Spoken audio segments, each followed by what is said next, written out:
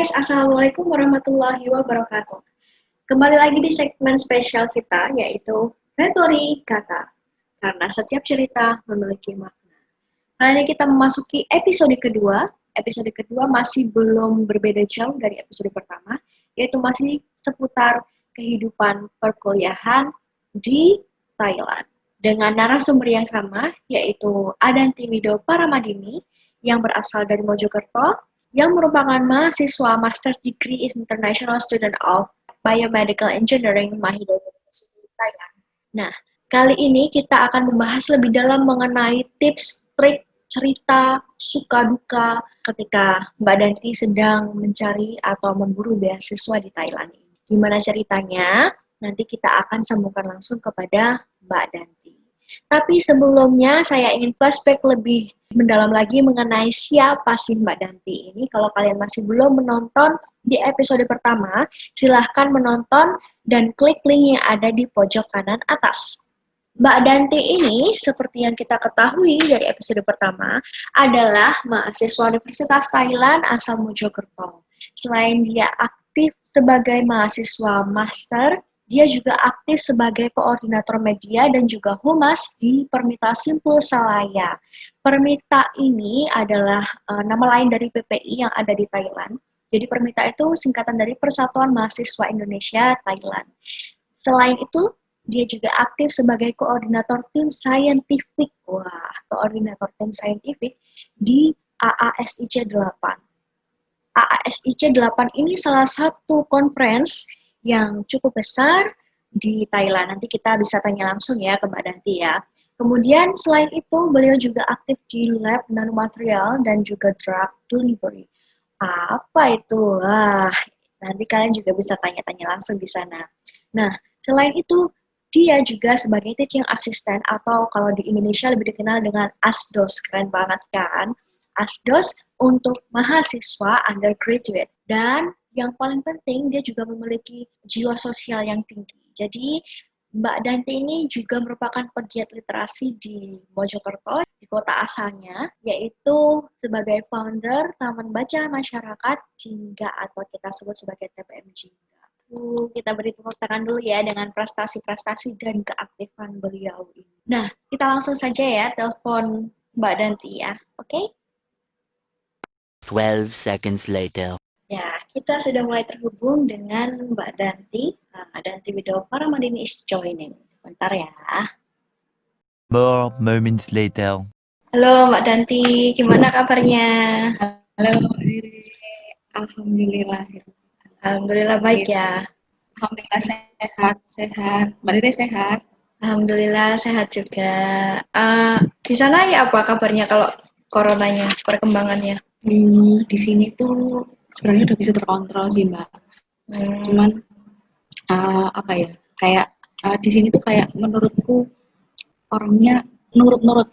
Jadi kayak kalau masker ya maskeran. Kan sebenarnya ini sudah tidak ada transmisi lokal. Udah semuanya udah mulai normal, bukan new normal lagi kayak udah bisa dine in di restoran, terus di bis-bis itu udah nggak ada kayak sekat-sekat gitu, jadi nggak dibatasin, jadi semuanya berjalan seperti normal.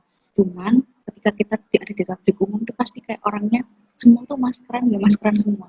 Bahkan ketika di kampus semua tuh pakai masker. Bukan kalau keluar dari asrama atau dom itu pasti melihat semua orang tuh pakai masker. Jadi menurutku sih awareness yang kayak gitu yang mungkin bisa diterapkan dimanapun ya. Alhamdulillah aman berarti ya Mbak di sana ya. Alhamdulillah aman. Ya semoga aja pandemi COVID ini segera selesai di seluruh penjuru dunia ya Mbak ya. Amin. Ya, semoga juga di Indonesia segera selesai ya Mbak ya. Amin. Dan semua orang yang terjebak di luar itu bisa pulang. Iya benar. Saman belum bisa pulang ya sampai sekarang ya. Iya, aku belum bisa pulang. Ya kasihan. Udah berapa lama Mbak semenjak pulang terakhir? Pulang terakhir Desember. Kalau Desember ini aku nggak pulang udah setahun. Udah setahun. Wih, hebat. Ya wes yang sabar ya Mbak. Iya. Mbak, Ini Gimana kan nih, Mbak? Mbak Danti kan termasuk narasumber yang pertama ya di episode yang pertama. Kemarin kan seputar kehidupan Wah, di luar biasa. Thailand ini ya. Hmm. Nah, kalau episode kedua ini kita masih membahas tentang kehidupan di Thailand, tapi lebih ke masa-masa sebelumnya. Jadi sebelum Mbak Danti ke Thailand, itu kan pasti ada kayak ketika Mbak Danti cari beasiswa, gimana caranya, kemudian perjuangannya di sana seperti apa, kehidupan perkuliahannya bagaimana, apakah mudah dijalani atau bagi Mbak Danti yang sebagai orang Indonesia itu mudah beradaptasi atau ada kesulitan seperti itu. Nah, untuk yang pertama ini sih aku mau tanya-tanya dulu sih sebenarnya. Gimana sih ceritanya kok dulu tuh bisa mendapatkan beasiswa di Universitas Mahidol? Jadi pasti nggak banyak orang yang berpikiran untuk studi atau lanjut studi ke negara Asia Tenggara ya. Dan orang-orang pasti akan wondering, terus juga saya alami sendiri, tujuan utama saya sebenarnya bukan Thailand karena sangat minim sekali informasi tentang apa ya, beasiswa di Thailand atau minim sekali informasi tentang sekolah di Thailand. Kebanyakan pasti mahasiswa atau setelah lulus itu pasti nggak akan kepikiran untuk menjadikan Thailand sebagai salah satu negara tujuan studi, termasuk saya. Saya sempat mengalami seperti yang saya ceritakan di video sebelumnya, saya sempat gagal 19 kali. Sebelum kegagalannya ke-15 atau keberapa, saya itu memang benar-benar nggak kepikiran untuk datang ke Thailand. Tapi sebenarnya setelah datang ke sini, saya juga pertama kali mendapatkan informasi beasiswa tentang Mahidol ini dari universitas saya yang sebelumnya, itu di Universitas Erlangga. Pada saat itu Mahidol membuka on-site interview. On-site interview itu di mana para dosen atau profesor datang ke Indonesia dan melakukan tour atau roadshow ke beberapa negara. Kemudian membuka interview secara terbuka untuk menjaring mahasiswa-mahasiswa potensial yang bisa dijadikan sekolah studi di Mahidol University. Iya, ya kenapa saya nggak ambil kesempatan ini, karena orang profesor itu datang langsung gitu Mbak, kita bisa berkomunikasi secara langsung dan apa istilahnya melakukan interview dan menunjukkan bahwa kita memiliki ini kemampuan atau kapabilitas seperti ini apakah dimungkinkan kita di tempat atau universitas tersebut. Itu salah satu keuntungan onsite interview lah. Beberapa universitas di Asia itu memang beberapa kali mengadakan onsite interview di Indonesia. Pada saat itu saya pertama kali melakukan onsite interview yaitu di Mahidol. Jadi akhirnya setelah saya searching Mahidol itu seperti apa sih, ternyata Mahidol itu merupakan universitas yang cukup mumpuni di Asia Tenggara. Kalau menurut US itu nomor 2 di Thailand, tapi menurut Times Higher Education itu nomor 1 di Thailand. Jadi kayak Thailand itu menempati ranking universitas terbaik nomor 3 atau nomor 4 gitu Mbak di Asia. Nah, kenapa saya nggak kepikiran, toh juga Thailand itu dekat, nggak terlalu jauh gitu dari Indonesia, kenapa saya nggak coba aja gitu untuk ikut onsite. Nah, jadi sebelum saya apply, saya riset dulu Mahidol University itu seperti apa, apakah jurusan saya available di sana, apakah jurusan saya ini cukup mumpuni. Nah, kebetulan karena ya saya ambil itu biomedical engineering S1 saya, maka S2 saya juga melanjutkan biomedical engineering. Nah, usut punya usut, ketika saya riset, Mahidol University itu memiliki program biomedical engineering pertama di Asia Tenggara. Jadi, oh berarti ini cocok nih, gitu. Oh jadi kayak linear dan juga, oh berarti Mahidol ini mumpuni di bidang biomedical engineering. Jadi akhirnya saya memutuskan untuk mengikuti onsite seperti itu. Oh, jadi sebenarnya awalnya Mbak Danti ini nggak ada kepikiran sama sekali. Ya, untuk kuliah di Universitas Mahidol di Thailand ya. Justru kepikirannya di negara lain. Betul. Tapi karena memang negara lain yang lebih prestis ya Mbak ya. Iya. Kelihatannya seperti itu. Padahal sebenarnya Universitas Mahidol sendiri ini di Thailand menjadi universitas yang bisa dibilang nomor 1 ya Mbak ya? Iya, bisa dibilang nomor 1 di Thailand. Wah, keren banget. Jadi kayak apa ya, istilahnya salip-salipan, ada Chulalongkorn. Jadi ada 2 universitas yang sering salip-salipan lah, istilahnya memperebutkan posisi nomor 1, yaitu Chulalongkorn dan Mahidol University. Tapi kedokterannya, ilmu kedokteran, ilmu kesehatan itu jauh lebih mumpuni Mahidol. Mahidol itu terafiliasi dengan yaitu Rumah Sakit Siriraj. Di mana Siriraj itu merupakan rumah sakit umum daerah terbesar di Asia Tenggara. Nah, seperti kalau UNER itu dengan Dr. Sutomo. Nah, Dr. Sutomonya Thailand ini atau RSCM-nya itu Siriraj.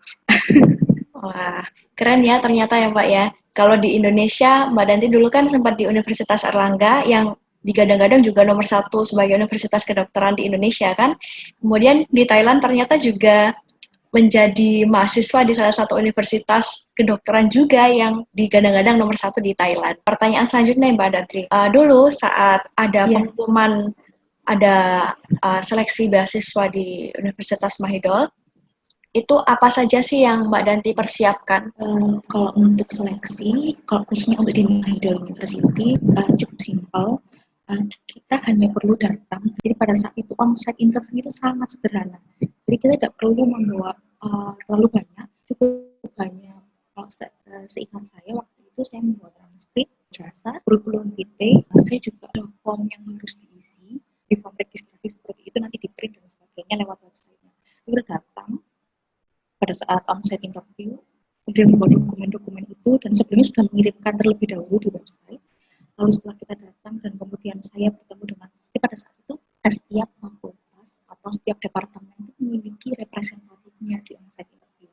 Nah, pada saat itu kebetulan representatif dari fakultas teknik atau fakultas engineering itu adalah profesor di bidang biomedical engineering. Jadi tinggal menyerahkan berkas itu, duduk interview, kemudian ditanya tentang berbagai hal. Kalau punya sertifikat bahasa Inggris disertakan, nah pada saat itulah akan melakukan sedikit bargaining tentang beasiswa dan juga ditanyakan potensi-potensi yang kita miliki. Nah, ke depannya akan ada beberapa proses nih Mbak. Jadi tidak hanya berhenti di onsite interview. Ada sekitar 2 atau 3 tahap lagi untuk bisa ditetapkan sebagai scholarship worthy di university. Kalau menurut Mbak Danti, tahap apa yang paling sulit untuk dilewati? Tahap yang sebenarnya itu tidak terlalu sulit ya Mbak kalau ke Thailand. Asalkan pada saat kita bisa meyakinkan profesor itu bahwa kita itu capable atau layak untuk menjadi penerima beasiswa. Jadi sebenarnya kalau menurut saya dibandingkan beasiswa-beasiswa lain, beasiswa Thailand ini cenderung lebih mudah untuk diraih ya, maksudnya kayak tidak terlalu mengeluarkan banyak effort. Asalkan kita bisa berkomunikasi dengan jelas, berkomunikasi dengan baik, dan memiliki chemistry dengan profesor yang menginterview kita pada saat itu maka kita bisa melanjutkan ke tahap selanjutnya. Dan tahap selanjutnya itu malah cenderung tahap administrasi. Jadi malah biasanya nih kalau beasiswa itu kan tahap administrasi dulu, terus interview ya. Kalau Mahidol ini interview dulu, baru tahap administrasi. Nah, pada saat tahap administrasi ini, Mahidol sudah memberikan beberapa kriteria. Jadi seperti kita harus mengisi beberapa form yang isinya tentang esai dan sebagainya. Lalu tahap selanjutnya itu juga ada mengirimkan berkas sertifikasi bahasa Inggris. Nah itu Mahidol juga sudah memiliki set kriteria tersendiri tentang berapa skor minimal. Maka ketika kita tidak bisa memenuhi itu, kita bisa sebenarnya itu bisa bergin lagi dengan profesornya. Apakah kita bisa memenuhi itu dengan datang ke Thailand, kemudian melakukan tes di Thailand, atau kita datang ke Indonesia dan kita memprovide atau membuktikan skor kita pada saat di Indonesia dan mengirimkannya di Thailand. Itu semuanya juga bisa diatur asalkan kita bisa berkomunikasi dengan pihak departemen atau staf yang ada di sini. Lalu tahap selanjutnya yang terakhir itu interview dengan calon supervisor. Nah itu sebenarnya juga menentukan, cuman sebenarnya sifatnya tidak terlalu sulit karena saya yakin orang-orang yang berencana mendaftarkan beasiswa itu pasti memiliki background yang kuat di bidangnya. Jadi yang paling menentukan itu ya yang interview onsite itu, asalkan profesornya senang dengan kita, cocok, ada chemistry, dan kita bisa meyakinkan dengan background itu, insya Allah bisa dapat full beasiswa. Jadi sebenarnya Mahidol ini menawarkan, cuma kebanyakan emang beberapa itu parsial gitu Mbak. Jadi kalau kita kurang bisa bergain dengan baik itu nanti dapatnya parsial. Jadi memang onsite itu menentukan beasiswa apa yang akan kita dapat. Apakah itu full, apakah parsial, apakah 50% atau 30%, itu nanti akan ditawarkan pada saat Berarti bedanya kalau seleksi di Universitas Mahidol dengan seleksi di universitas lain di luar negeri, itu kalau di Universitas Mahidol lebih ke apa cocok di interviewnya dulu gitu ya, baru melanjutkan ke tahap administrasi seperti itu. Kalau aku bisa menyimpulkan sih Ya, Mbak, betul. Jadi kayak berarti dibalik. kuncinya kita harus pintar-pintar berkomunikasi ya. Jadi kayak main lobby gitu Ya, ya. betul. Iya, betul. Iya. Jadi kayak lobbying ke profesornya itu. Jadi menawarkan dan memberikan apa ya, menerima penawaran dari mereka itu apakah bisa cocok satu sama lain. Nah, ini kan Mbak Danti sebenarnya dari awal ditawarkan untuk mendapatkan beasiswa parsial nih. Kemudian karena proses lobby dan proses komunikasi yang baik, akhirnya mendapatkan beasiswa penuh. Iya. Pasti Mbak Danti memerlukan apa ya, komunikasi yang baik, kemudian bahasa Inggris yang baik juga, atau menggunakan bahasa Thailand di sana. Menggunakan bahasa Inggris, Pak. Jadi kebetulan beberapa program di Wiley University ini, terutama program master itu sudah international program dan semua diajarkan dalam bahasa Inggris. Kan bahasa sehari-hari ketika kita di lab itu juga bahasa Inggris. Tapi sedikit banyak tetap harus belajar bahasa Thailand untuk kehidupan yang lebih baik, kehidupan sehari-hari kalau ke pasar, kalau atau Oh iya. jadi benar sekali apa yang dikatakan Mbak Dewi. Pada saat awal itu saya mendapatkan beasiswa itu saya sempat ditawari parsial, tapi saya bilang kok saya tidak mau, saya ingin mendapatkan beasiswa full. Pada saat itu saya mendapatkan beasiswa full tanpa uang bulanan. Jadi saya mendapat beasiswa itu semua tercover biaya pendidikan, tapi saya tidak mendapatkan uang jajan bulanan dari Mahidol. Nah, pada saat itu saya melakukan login kembali dan ternyata saya di sini mendapatkan beasiswa yang kedua. Jadi bisa dikatakan ke Thailand itu pendidikan dan biaya sehari-hari saya tidak mengeluarkan spesial. Jadi awalnya saya dapat beasiswa tanpa living allowance, kemudian setelah lobbying dan setelah bertanya dan setelah berkomunikasi berkali-kali dengan profesor dan juga staf departemen, saya mendapatkan beasiswa yang kedua. Jadi ada dua beasiswa, yang beasiswa yang kedua beasiswa untuk kehidupan sehari-hari. Ini mungkin yang jadi ketakutan banyak mahasiswa ya Mbak ya. Jadi di luar sana tuh lebih banyak, kalau saya cari-cari nih, lebih banyak beasiswa parsial ketimbang beasiswa yang juga mengcover biaya hidup dan juga biaya kuliah penuh gitu. Beberapa orang yang ingin apply beasiswa ke luar negeri itu ada ketakutan sendiri, apakah saya bisa kalau misalkan saya mendapatkan beasiswa parsial, kemudian untuk sisanya mau dibayar pakai apa, kayak gitu kan.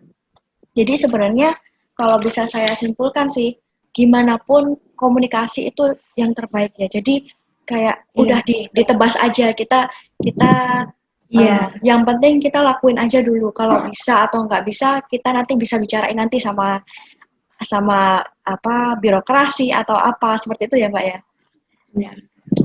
Ya, jadi kalau memang kita berniat mencari beasiswa itu jangan setengah-setengah. Kalaupun kita mendapatnya parsial, kita harus tetap bisa mencari jalan apapun caranya, apapun yang kita dapatkan itu jangan menyerah. Pasti itu ada celahnya dan kita tidak tahu Allah itu akan memberikan kita celahnya itu lewat mana. Kebetulan waktu itu saya ketika bertanya, oh ternyata ada nih gini-gini, oh bisa ada celahnya. Bertanya ke mahasiswa yang ada di sini, itu juga ternyata oh bisa nanti kamu gini. Nah, itu tuh juga merupakan salah satu usaha. Jadi jangan langsung ketika dapat parsial atau jangan langsung nyerah, usaha lagi sampai bisa dapat. Dan kalau udah notok jedok mentok baru nanti tinggalin kalau udah usaha. Ini pasti yang lain, sedikit banyak ada pengaruh dari pengalamannya Mbak Danti yang sudah memburu atau meng-apply lebih dari 19 universitas di luar negeri. Itu pasti karena sedikit banyak seperti itu Mbak Danti jadi tahu gimana sih caranya melobi atau berkomunikasi yang baik ketika nanti ada halangan di tengah-tengah proses seleksi ya Mbak ya. Bisa diceritain nggak sih Mbak, 19 itu apa saja, kemudian kesannya seperti apa, dan berapa lama selang dalam mencari 19 sebelum Universitas Mahidol ini? Saya waktu itu saya lulus 2015, Dan saya mendapatkan beasiswa di Mahidol ini 2019, dan pada saat 2019 ini saya diterima di 2 beasiswa, yaitu di Mahidol dan juga di beasiswa di pemerintah Hungaria. Nah, waktu itu saya lebih memilih Mahidol. Jadi di percobaan ke 20 ke 19 di percobaan ke 19 dan ke 20 saya berhasil. Namun percobaan 1 sampai 18 saya belum beruntung. Saya sudah mencoba semua beasiswa, bahkan beasiswa yang memang hits akhir-akhir, yang hits saat itu atau sampai akhir ini, yang kayak LPDP, Award, Swedish Institute, itu sudah saya coba semua pada saat itu. Kebetulan rezekinya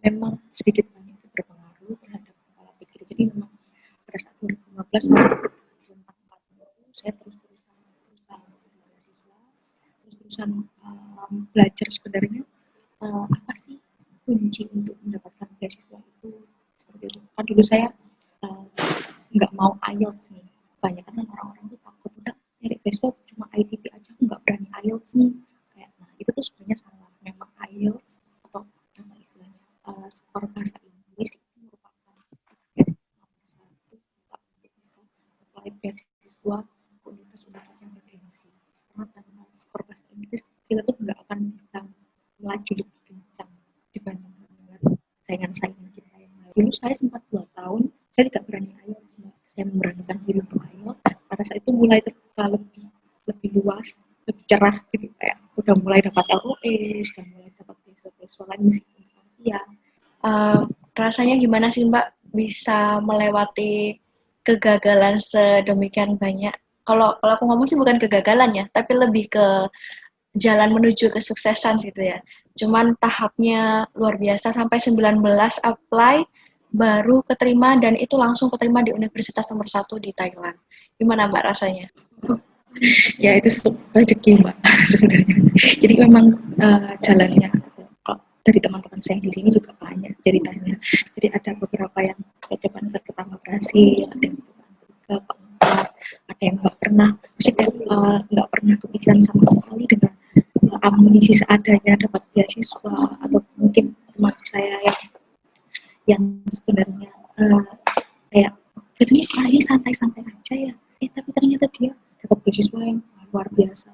Pada saat itu saya senang sih kalau akhirnya saya bisa mendapatkan beasiswa, meskipun harus melalui berbagai macam kayak istilahnya cobaan dulu sebelumnya. Tapi kayak saya juga bersyukur sih gagal sebanyak itu, karena banyak sekali hal-hal yang bisa saya ambil manfaat dari kegagalan saya tersebut. Jadi dibandingkan kalau seandainya misalnya sekali atau 2 kali langsung berhasil, mungkin saya nggak akan belajar banyak gitu. Jadi tapi ketika saya gagal 1 sampai 18 kali itu, jadi artinya saya jadi belajar banyak kayak gitu. Tapi bukan berarti orang yang nggak pernah gagal itu nggak belajar banyak ya. Kita juga nggak tahu yang mereka belajarnya, maksudnya momen belajarnya di mana. Tapi pada saat itu saya bersyukur momen belajar saya itu ya ketika saya mengalami kegagalan itu, saya jadi belajar banyak gitu.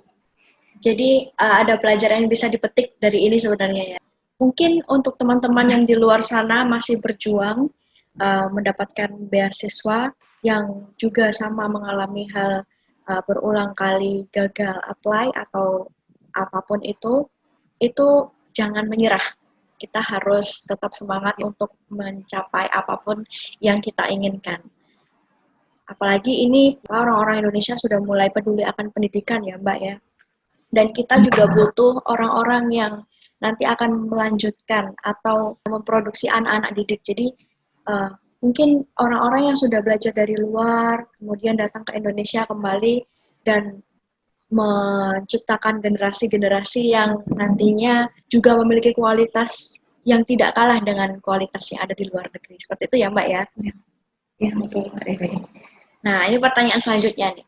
Ini kalau misalkan gini, Mbak Danti ya yang saya tahu bahasa Inggrisnya sudah level tinggi lah. TOEFL, IELTS semua ditebas gitu kan.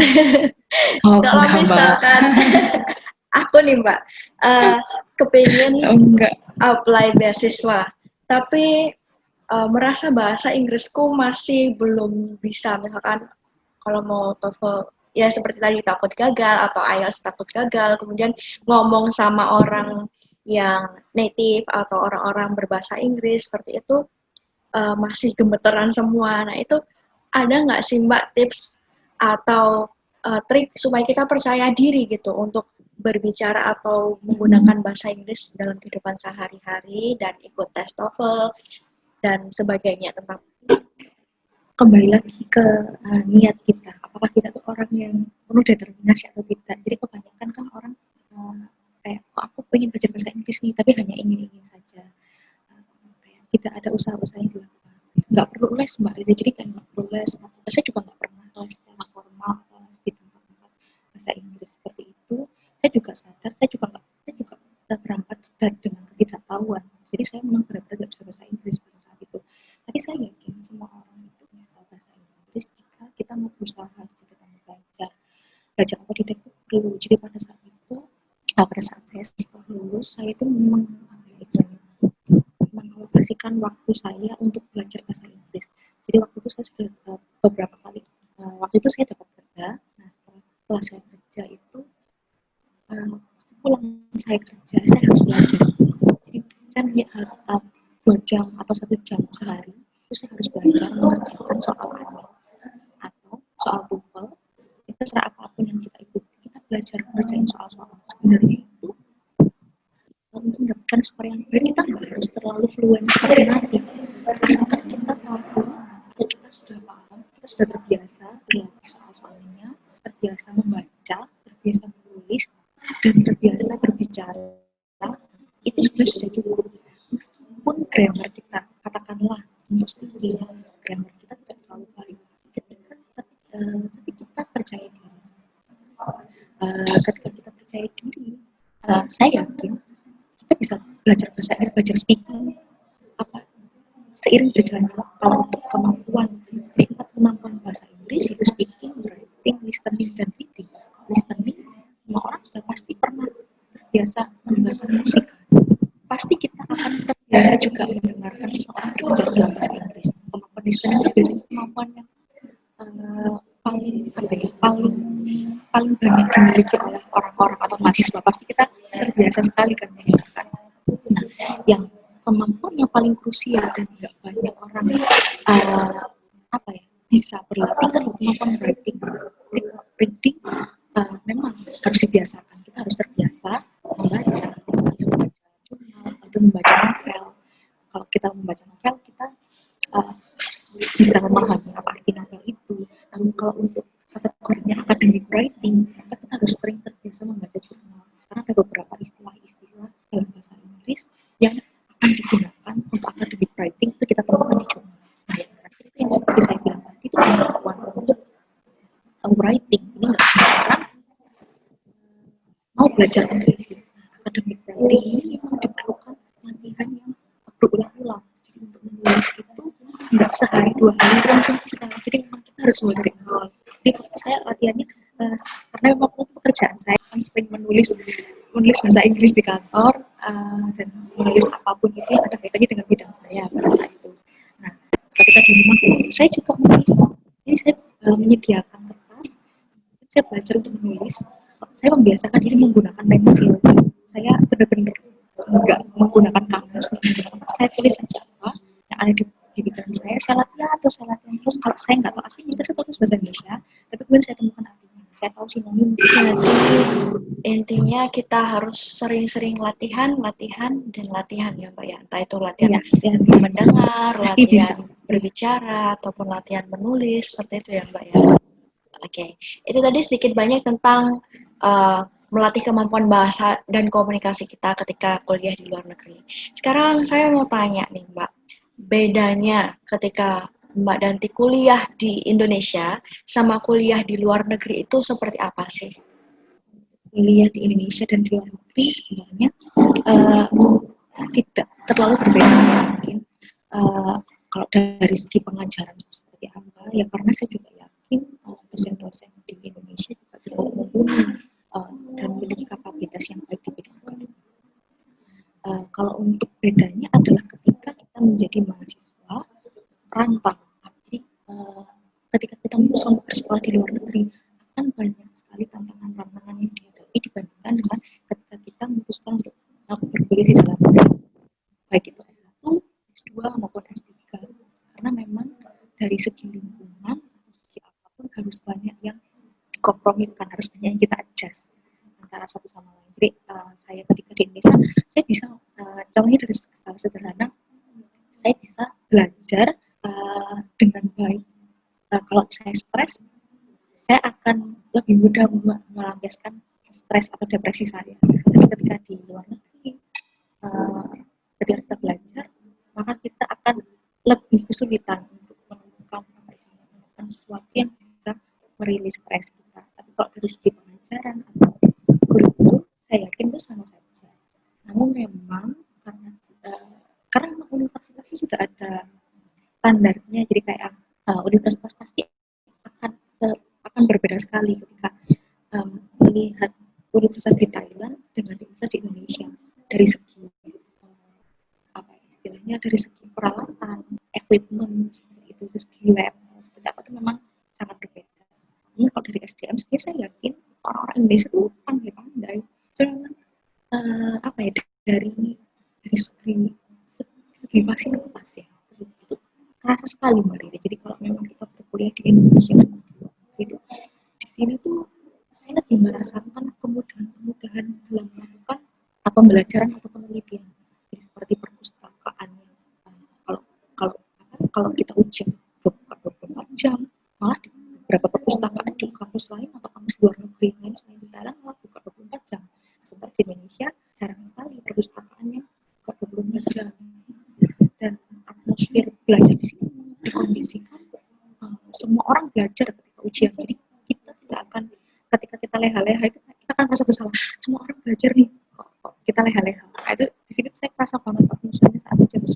Dari segi yang terakhir adalah banyak hal atau insight yang kita dapatkan tentang perkembangan penelitian dalam skala global dibandingkan ketika di Indonesia. Jadi memang saya lihat itu ketika saya diskusi dengan beberapa teman-teman saya, memang atmosfer riset khususnya sangat berbeda. Indonesia itu memang benar-benar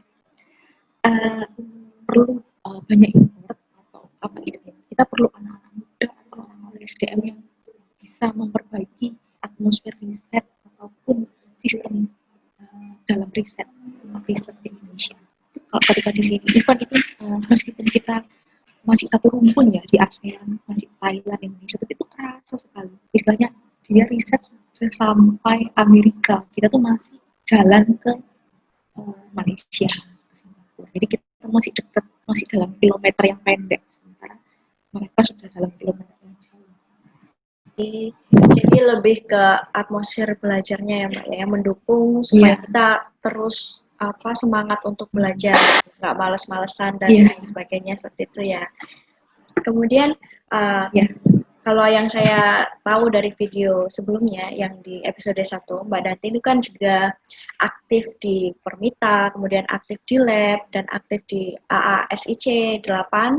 Nah, membagi kesibukan itu bagaimana sih Mbak? Pasti kan sebagai mahasiswa teknik biomedik ya di sana itu pasti banyak sekali riset-riset yang harus dilakukan dan tingkat kesulitan antara dulu ketika kuliah S1 dan sekarang kuliah S2 di sana itu pasti lebih tinggi kan. Mbak Danti kok masih bisa sempat-sempatnya aktif di berbagai kegiatan. Itu gimana caranya, Mbak? Ya itu sebenarnya semua orang tuh bisa kok Mbak. Ya memang ya istilahnya. Karena saya suka mungkin ya. Jadi kan daripada kalau kita hanya kuliah saja, maka tidak akan ada hal yang bisa kita dapatkan ketika kita sudah sejauh ini. Jadi saya mikirnya jadi kayak saya sudah diberi kesempatan untuk datang jauh-jauh, untuk bersekolah jauh-jauh. Tidak mungkin saya hanya melakukan hal yang itu saja. Apa yang bisa saya kembangkan dari diri saya dari segi selain hard skill? Oh iya, saya harus membangun koneksi karena ketika kita menjadi mahasiswa rantau, kita sudah susah-susah datang, kita cuma dapat ijazah aja, kita cuma main di lab aja, itu rasanya kayak sayang sekali gitu, sudah jauh-jauh datang ke sini. Nah, ini makanya saya mencoba, oh saya juga harus bisa melatih soft skill saya harus bisa menjalin networking dengan banyak orang. Nah, saya oh ya berarti saya harus mengikuti ini dan mengikuti itu. Nah, itu sebenarnya juga apa ya istilahnya berguna bagi apa istilahnya plan ke depan saya atau rencana-rencana di masa depan saya. Saya harus ini itu ada kesinambungannya dengan hal-hal yang saya ikuti.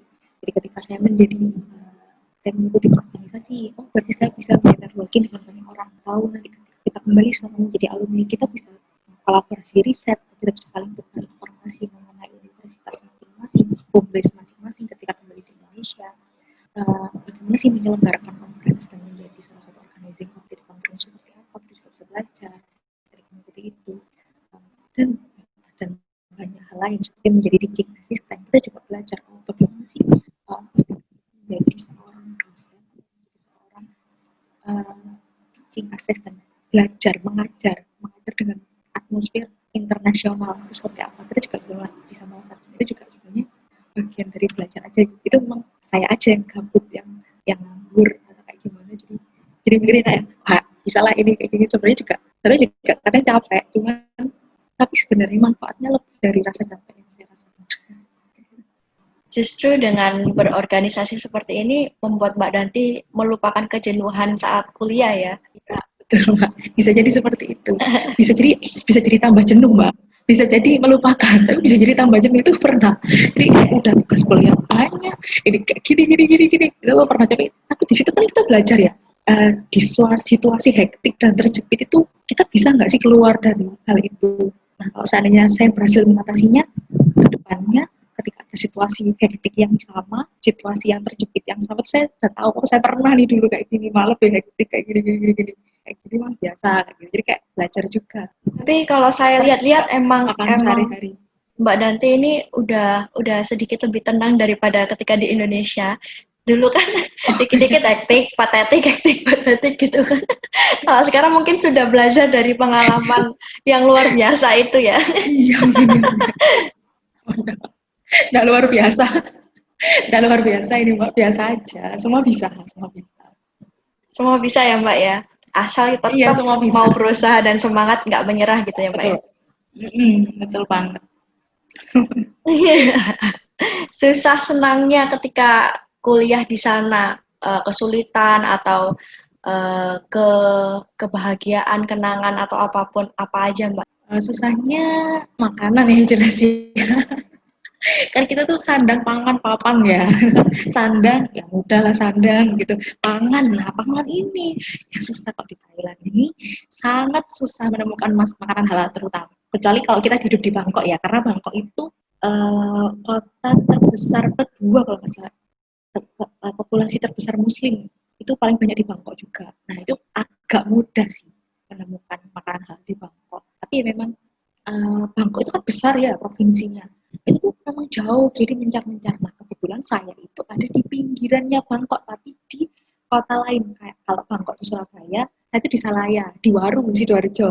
Nah, letaknya Mahidol. Jadi Mahidol tuh ada yang di Bangkok, ada yang di Salaya, ada yang di sini, ada yang di Napang Sawah. Tapi Mahidol pusat itu di Salaya, di tempat saya. Tapi itu jaraknya kalau ke Bangkok pusat itu sekitar 45 menit lah.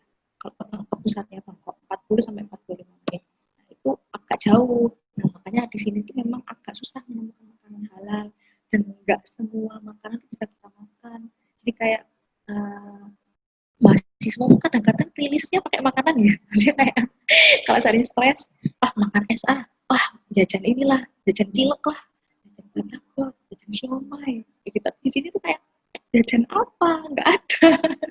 Jadi kayak yang makan seadanya, ya harus hati-hati terkait dengan halal haram, sangat hati-hati. Kayak bahkan ayam pun, kalau kita ayam itu nggak disembelih dengan Bismillah atau dengan secara Islam, kita nggak bisa makan ya Mbak ya. Jadi kayak yang benar-benar harus yang memastikan kehalalan pangan kita itu merupakan salah satu PR juga bagi mahasiswa Indonesia yang ada di Thailand. Terus apalagi menghadapi dosen, itu nggak semua dosen itu bagus, nggak semua dosen itu baik ya. Sini saya memflorkan aja, ini nggak diflorkan di banyak diskusi bahwa pasti orang-orang akan memberikan sisi baik dari dosen ya. Dosen itu macam-macam, nggak semua dosen atau supervisor di sini itu baik yang seperti malaikat, itu enggak. Akan ada beberapa supervisor yang akan menjadi apa istilahnya, eh, apa ya, yang menjadi salah satu pemicu kepeningan atau kepeningan kita, yaitu kayak apa ya istilahnya, itu menjadi cobaan gitu. Nggak, itu pasti ada gitu, ada kalau kita tidak kurang beruntung kan ada dosen yang menjadi cobaan bagi kita, tapi kita harus tetap berpikir positif. Itu salah satu apa ya, salah satu kesusahannya. Jadi kita tetap harus dituntut untuk berpikir positif apapun apa ya istilahnya, apapun dosen yang kita terima, apapun supervisor yang kita terima, apapun supervisor kita tuh kurang kurang malaikat gitu ya. Itu kita harus benar-benar menerima dengan lapang dada. Itu nggak apa asal kita bisa lulus. Kita harus mengatur strategis sedemikian rupa. Itu banyak sekali yang harus apa istilah, banyak sekali rintangan-rintangan yang dipicu dari supervisor kita kadang-kadang. Tapi ada juga supervisor yang seperti malaikat yang sangat pengertian kepada mahasiswanya. Tapi nggak semua supervisor. Jadi penting untuk dicapai untuk siapapun yang ingin berkuliah di luar negeri, tolong pastikan dengan baik supervisor kita atau profesor kita, khususnya untuk yang punya lab ya, itu bagaimana track recordnya, seperti apa kepribadiannya, harus dipastikan bisa, karena selama 2 tahun kita akan berhubungan selalu dengan profesor tersebut, dan profesor tersebut menjadi kartu as kita selama di sini. Senangnya kalau di sini bertemu dengan saudara-saudara baru. Jadi di sini banyak sekali teman-teman yang saya itu sangat bersyukur bertemu mereka, karena mereka tuh selain menjadi teman sahabat, mereka di sini menjadi saudara saya, karena kita di sini datang tanpa siapa-siapa dan nggak kenal siapa-siapa dan saling mengandalkan satu sama lain. Itu keluarganya dekat banget. Senangnya itu, dan senangnya bisa apa ya, mencoba berbagai macam hal baru yang tidak bisa saya temui atau saya dapatkan di Indonesia. Itu sih Mbak. Saya sempat merinding loh Mbak ketika Mbak Danti bilang senangnya itu mendapatkan saudara baru karena di sana datang sendirian, nggak ada siapa-siapa, pasti sepi, kemudian rindu sama yang di kampung halaman, seperti itu ya Mbak ya. Pernah homesick nggak sih Mbak? Itu dulu udah nggak apa ya, apalagi pandemi ya Mbak ya, kita benar-benar WFH, terus mendekati tesis, banyak sekali cobaan yang datang dari akademik lah ya. Terus homesick itu sudah setiap hari mungkin ya, cuman karena sudah terbiasa untuk, jadi kayak sudah terbiasa untuk mendapati homesick, kayak homesick itu sudah kayak menjadi nafas kita gitu kan. Saking seringnya tuh kayak ya udahlah homesick juga gitu kan, ya udah ini biasa homesick kayak gitu, pasti homesick. Jadi nggak mungkin itu nggak homesick, bahkan hampir setiap hari homesick. Apalagi kalau udah lihat Instagram nih ya, lihat Instagram nih, lihat teman-teman kumpul sama keluarga, itu kayak bener-bener kayak enak banget ya ketemu keluarga. Tapi ya saya selalu ingat bapak saya pernah bilang bahwa kesuksesan itu tidak ada yang bisa didapatkan secara instan. Jadi kalau kita ingin sukses, kita harus bersiap menerima penderitaan. Jadi kayak gitu, mungkin ini bagian dari penderitaan yang nggak bisa dikatakan penderitaan juga sih, mungkin saya agak lebih kayak benar-benar agak menderita gitu lah di sini agak. Tapi itu bagian dari perjalanan menuju kesuksesan. Jadi kalau kita nggak mau sukses ya nggak apa-apa, nggak usah menderita. Kalau kamu mau saja kamu harus siap menderita. Gitu. Kayak Gatot Kaca itu loh Mbak. Kayak yang di sebelumnya, di apa video sebelumnya, video yang episode 1 ya, seperti masuk kawah Chandra. Iya seperti masuk kawah Chandra di Muko kayak gitu kan. Nah, saya bilang ya nggak apa-apa bersakit-sakit dahulu kayak gitu, tahan lah, endure ya, ditahan nanti pulang setelah tesis selesai. Kurang berapa lama dramanya pasti drama tesis itu luar biasa. Kira-kira kurang berapa lama Mbak Danti di sana? Ini saya menginjak semester 3. Kalau jadi sekitar kurang dari 1 tahun. Kurang dari 1 tahun saya selesai. Jadi kurang lebih Doain ya Mbak ya. pertengahan Semoga tahun sini depan ya, Mbak ya? lancar. Ya, betul sekali. Amin. Tak doain semoga lancar semuanya, Amin. undang Ya pulang dan kita bisa main semoga lagi. lancar. Ya. Iya, betul Mbak Rere. Biar bisa meet up ya. Mbak Danti, hari ini libur ini. Kebetulan libur Songkran, jadi Jumat, Sabtu, Minggu, Senin itu diterapkan sebagai libur nasional. Jadi karena saya tinggal di dormitori, jadi dormitori agak sepi, banyak anak-anak S1 yang pulang, kayak libur Idul Adha gitu loh Mbak. Di sini kan kayak Songkran itu kayak Oh, gitu. Jadi kayak libur libur besarnya mereka. Jadi mereka tuh 4 hari libur dan pasti banyak yang pulang. Di sini karena saya masuk internasional dan kampung saya jauh ya, saya jadi tetap di kampus 24 jam. dan nggak bisa pulang kampung dulu ya karena ada pandemi ini ya. Iya, bisa. Iya betul Mbak. Aduh susah. Agak-agak apa ya Mbak ya, sedih juga ya sebenarnya di tengah-tengah kesibukan kita di sana, terus Mbak Danti lagi kangen sama di rumah, malah nggak bisa bertemu secara langsung, nggak bisa pulang. Padahal jadwalnya pulang sebenarnya kan Mbak ya. Berapa bulan sekali Mbak kalau pulang Biasanya Mbak? tuh sebenarnya Thailand itu kan deket ya Mbak ya dari Indonesia. Kayak pulang tuh kayak ada tiket itu kan banyak ya yang promo kan. Tiket promo Thailand Indonesia. Sebenarnya itu mudah bisa. Itu 1 semester pulang, 1 semester pulang bisa. Rencana saya itu sebenarnya Idul Fitri kemarin Bali atau kalau nggak gitu Desember ini. Tapi karena pandemi ya otomatis sepertinya belum bisa pulang.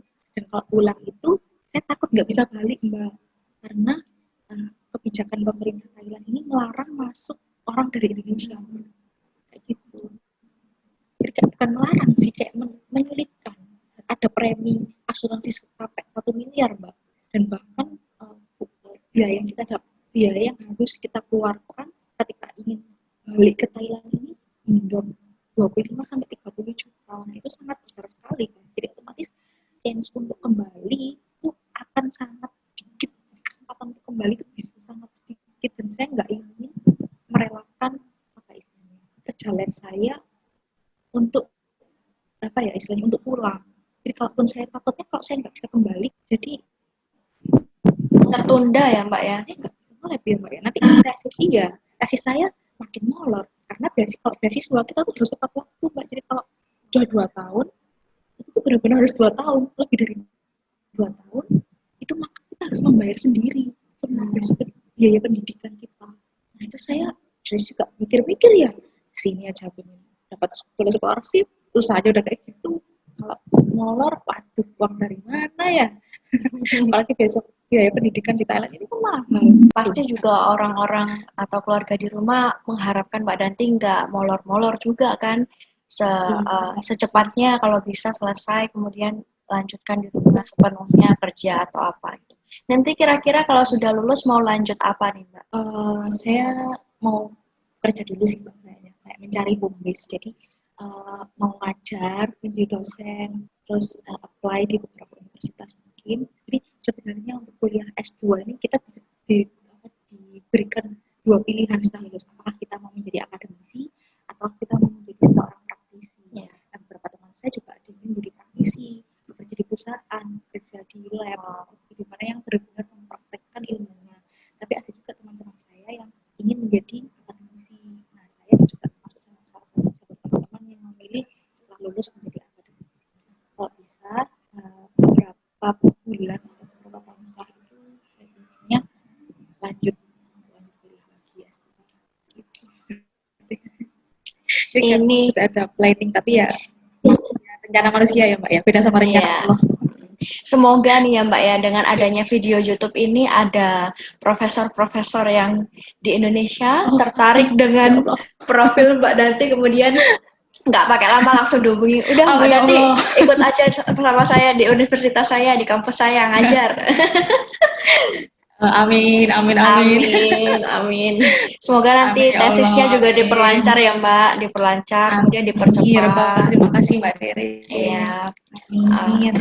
Mbak terakhir nih, mumpung ada kesempatan untuk tampil di YouTube paling banyak subscribernya, Ada salam-salam nggak untuk teman-teman, untuk saudara, untuk keluarga, untuk siapapun? Salam kangen kak buat keluarga, buat teman-teman sekalian, buat sahabat-sahabatku yang ada di Indonesia, kangen banget. Terus saya juga kangen banget sama Indonesia, yang bener Indonesia, kayak kalau di bandara tuh kayak wah Indonesia tuh kayak atmosfernya wah Indonesia kayak gitu, rumahku kayak gitu, kayak lihat lihat becak, oh becak, lihat cuma jadi kayak lebay gitu. Terus kangen sama tukang putu, tukang nasi goreng, tukang bakso, aduh, ya kangen sama semua hal tentang Indonesia. Indonesia tuh ternyata kita tuh sadar kalau sesuatu berharga itu setelah kita jauh ya Mbak ya. Deep banget ya. Terus kayak waktu saya di Indonesia saya nggak sadar kalau Indonesia tuh kayak waktu saya Indonesia kayak gitu. Tapi waktu saya di sini tuh kayak itu makin cinta gitu sama negara Indonesia. Jadi makin kangen, makin kayak ngerasa ya Allah ternyata eh, Indonesia tuh penting. Indonesia tuh bener-bener nggak bisa tak ninggalin gitu. Aku bakal kangen terus sama Indonesia. Jadi kak di situ kayak ngerasa kayak oh Indonesia tuh berharga setelah kita jauh gitu dari Indonesia. Apalagi upacara kayak yang di sini nggak pernah ada upacara. Kayak waktu upacara 17 tuh bisa sampai nangis gitu, 17-an di sini tuh. Jadi kayak ya apa ya kayak berasa jauh. Ya, Indonesia kayak makanya nggak bisa dijelasin dengan kata-kata. Memang bener sih kita tuh ya bener kita bakal merasa sesuatu berharga kalau kita jauh atau kita udah nggak di situ atau kehilangan momen 8 pagi sampai jam 6 malam di sini tuh selalu dikumandangkan lagu kebangsaan Thai dan semua orang tuh harus berdiri dan semua orang kayak aktivitas harus dihentikan ketika mendengarkan lagu itu. Jadi kayak benar-benar aku dengerin lagu kebangsaan Thai jadi kayak aku kangen sama Indonesia Raya. Kayak ya ngapain ngapain aku dengerin, ngapain aku berhenti aktivitasku, tapi kan kita harus menghormati ya. Iya. Ternyata Gitu, justru jauh dari Indonesia itu membuat kecintaan kita semakin besar ya. Jadi betul kita Mbak, jadi ingat dan jadi mengenang masa-masa ketika di Indonesia dulu. Meskipun Indonesia ya tahu sendirilah Indonesia seperti apa gitu kan. Tapi iya.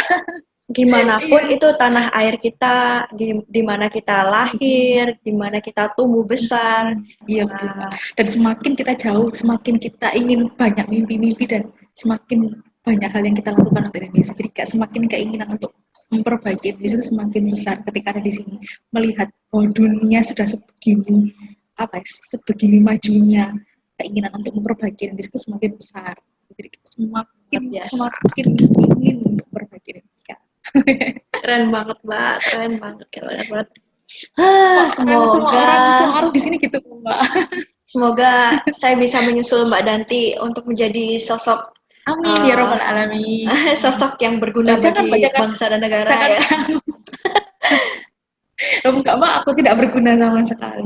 Bentar lagi pasti berguna. Bisa menyusul ke sini. Dengan adanya riwayat pendidikan Mbak Danti yang di Thailand itu secara tidak langsung pun sudah menjadi gambaran bagi orang-orang luar negeri khususnya Thailand. Wah, banyak mahasiswa Indonesia juga nih yang pintar yang bisa dapat beasiswa ke sini. Jadi sedikit banyak itu menjunjung nama Indonesia juga tuh, Mbak. Keren. Iya, Mbak. Biasa. Pasti di sini tuh pasti di sini tuh orang Indonesia tuh kan terkenal dengan yang sangat percaya diri. Istilahnya sangat membanggakan negaranya. Jadi teman-teman saya juga gitu, kalau di sini pasti dikit-dikit cerita Indonesia kalau sama teman asing. Pasti dikit-dikit cerita Indonesia sama teman asing. Sampai teman saya di sebelah kamar itu ada teman saya India. Saya itu cerita kalau mie Indonesia, mie instan Indonesia itu mie instan paling enak. Dan saya memberikan mie instan saya kepada teman saya yang India itu. Kemudian mencobanya dan dia sangat menyukai Indomie. Sebut merek ya, siapa tahu diiklanin ya Mbak ya. Tapi nggak ada iklan ini. Ya, amin. Luar biasa sekali Indomie itu memang. Sayang sekali nih nggak dapat endorse dari Indomie ini. Harusnya kita dapat endorse ini. Harusnya ini Indomie itu. Iya, mampir ke channelnya Muhammad Thayyib dan Mbak Rere ya ini ya. Langsung iklan di sini nih, retorikata, ya bener. Ya. Wah, Mbak, luar biasa banget sharing-sharingnya hari ini. Semoga nanti cita-citanya Mbak Danti untuk Makasih, memperbaiki Mbak. Indonesia itu bisa segera terwujud ya, Mbak. Saya juga kepengen banget Amin. ada banyak generasi seperti Mbak Danti yang hebat, yang pantang menyerah, yang memiliki visi dan misi untuk memajukan Indonesia. Luar biasa sekali. Semoga banyak Ya, saya cuma semakin manusia biasa, Mbak. Tempatnya saya. Kalau Mbak Danti manusia biasa, apalagi saya manusia yang tidak bisa Oh, hafal. tidak. Kalau Oh, seperti tidak, Mbak itu Riri. biasa, berarti saya apa dong, Mbak? Oh, enggak, Mbak Riri. Makasih ya Mbak untuk Sempurnaan hanya milik sharing-sharingnya Allah. ya. Ya, sama-sama Mbak Riri. Nah, Saya juga terima kasih banyak sudah diberikan kesempatan untuk datang ke channelnya Mbak Riri dan Mas Toyib. Channel paling hits se-Surabaya, Jawa Timur, dan se-Indonesia. Amin. Amin. Padahal viewersnya baru berapa? Semoga dengan datangnya Mbak Danti, dengan datangnya Mbak Danti di sini jadi banyak ya viewersnya ya. Amin ya robbal alamin ya Allah. Semoga langsung gold play button ya. Gold play button ya, silver play button, gold play button. Golden, sip, mantap. Sehat-sehat terus ya Mbak ya. Iya, Mbak Riri juga sekeluarga, Mbak Riri Mas Toyib sehat-sehat juga ya. Salam buat keluarga. Kalau untuk teman-teman yang mau tanya-tanya lebih lanjut, mau menghubungi Mbak Danti, bisa kemana ini? Kalau untuk teman-teman yang ingin mengetahui tentang Mahidol University atau tentang beasiswa dan berbagai macam hal tentang Mahidol, bisa langsung ke Instagram Permita Mahidol. Jadi @permita mahidol. Itu IG resmi dari Persatuan Pelajar Indonesia, Simpul Mahidol University. Jadi bisa menanyakan apapun terkait Mahidol di situ. Tapi kalau mau follow Mbak Danti sendiri di mana nih? Kalau mau tanya-tanya ke saya tentang jurusan spesifik, contohnya kayak jurusan biomedical engineering atau seperti apa yang ada kaitannya dengan jurusan saya ataupun sharing-sharing aja, bisa juga follow Instagram saya @adantiwido. Langsung follow aja. Nanti ditampilkan mungkin ya Mbak ya IG-nya. Iya, ini bentar lagi mau saya tampilkan ini. Kalau misalkan mau di Permita Mahidol bisa di sini. Kalau misalkan mau di IG-nya Mbak Danti langsung bisa di sini ya. Bisa kelihatan ya Mbak ya? Ya. Oh bisa kelihatan. Makasih banyak ya Mbak Danti ya. Semoga sehat selalu, semoga lancar tesisnya.